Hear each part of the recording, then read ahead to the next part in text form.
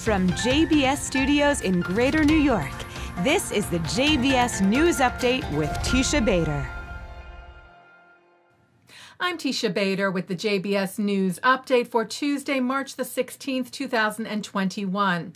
Israel's President Reuven Rivlin, accompanied by the IDF Chief of Staff Aviv Kochavi, arrived in Berlin, Germany today, part of a three-city diplomatic visit, Rivlin tweeted, which will also include Vienna, Austria, and Paris, France, invited by the presidents of those countries. Rivlin on the trip will discuss with the leaders areas of concern for Israel, including the threat from Iran and the recent decision by the International Criminal Court in The Hague to investigate Israel for alleged war crimes. Rivlin addressed those issues with German President Frank-Walter Steinmeier today. Germany, by the way, opposed the ICC probe, and Rivlin thanked the country for standing by Israel. Rivlin said, "We trust our European friends to stand with us against Iran's nuclear program and its support for terrorist organizations and against the misuse of the ICC against our soldiers and citizens."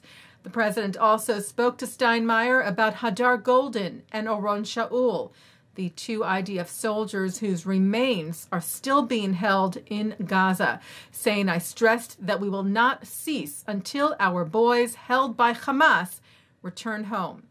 And he asked for Germany to continue its involvement in this issue.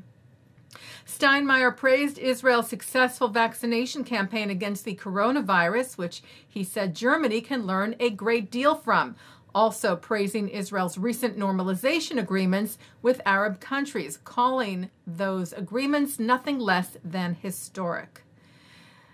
The United States Naval Forces Europe-Africa took part in a joint patrol with the Israeli Navy yesterday.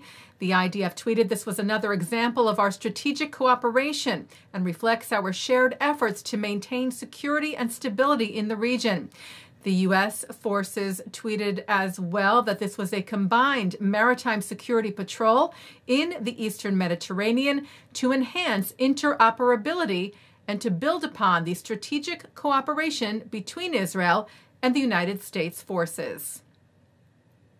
And the IDF hosted over a dozen senior European ambassadors and diplomats from the United Kingdom, Spain, Belgium, and the European Union yesterday, tweeting that the group was given a tour of the Lebanon-Israel border known as the Blue Line. They also descended a Hezbollah terror tunnel, inspected Hezbollah weapons that were confiscated in the area, and were briefed about the threat that Hezbollah poses to regional stability. The IDF tweeted, "We will continue to defend Israel while working with partners to promote stability." Jewish actor Yaphet Kotto has died. Kotto was one of the first Black Jewish actors seen on film and television. His prolific work included roles in Alien and Homicide: Life on the Street, though he was perhaps best known for playing the James Bond villain in the film Live and Let Die, as well as for his portrayal as Ugandan leader Idi Amin in the made-for-television movie Raid on Entebbe. Kotto's father was a Cameroonian Jew, and his mother had converted to Judaism. He spoke often about being Jewish and how it was a guiding force in his life. Yaphet Kotto passed away yesterday. He was 81. Well, fragments of an ancient biblical text, part of the Dead Sea Scrolls, were found in the Judean desert. The Israel Antiquities Authority announced the discovery of some 20 fragment pieces, part of the biblical composition of the 12 prophets, books found in the Hebrew Bible, from the 2,000-year-old scroll with Greek writing. This is the first find of this nature since the Dead Sea Scrolls were discovered over 60 years ago. The find is also truly significant because the archaeologists got to them before antiquities looters did, which has been a major problem and challenge for years. Dr. Ofer Sion, who led the dig, which included rappelling down into caves, called the discovery a once-in-a-100 find, a discovery that would shed more light on the different periods and cultures of the land of Israel. Taking a look now at our programming for tonight on JBS for Tuesday, March the 16th. At 7 o'clock, it's from the Aleph Bet. At 7:40, George Rohr talks about the Sammy Rohr Prize for Jewish Literature, celebrating the works of new Jewish authors. At 8 o'clock, Uri Regev speaks with panelists who are running for election in the next Knesset, including Dani Dayan, Tamar Zandberg, and Rabbi Gilad Kariv.